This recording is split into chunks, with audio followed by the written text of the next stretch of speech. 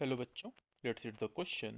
The question says a uniform rod of length 1 meter and mass 2 kg is suspended. The tension T in Newton in the string at the instant when the right string snaps is.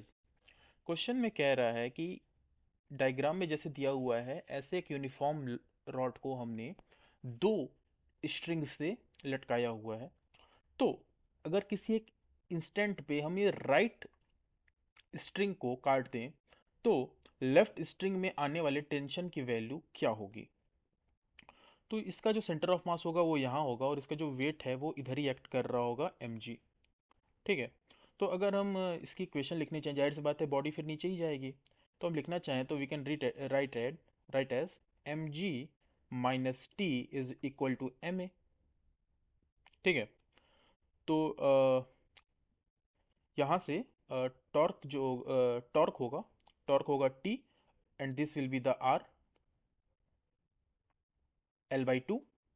So T into L by 2 is equal to torque की value हम लिख रहे हैं। Torque की दो formulas होते हैं, एक होता है टेंशन फोर्स इंटू आर और दूसरा होता है आई अल्फा। तो आई जो हम लिखेंगे that will be M L square by 12 into alpha. ठीक है।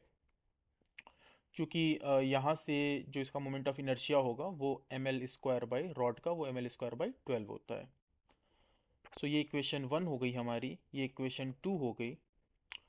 तो यहाँ से जो हमारा एक्सेलरेशन होगा उसकी value L by two alpha के इक्वल आ जाएगी। लेकिन हमको एल बाई टू अल्फ़ा नहीं, एक्सेलरेशन टेंशन निकालना है। सो जो टेंशन की वैल्यू आएगी that will be M G by four.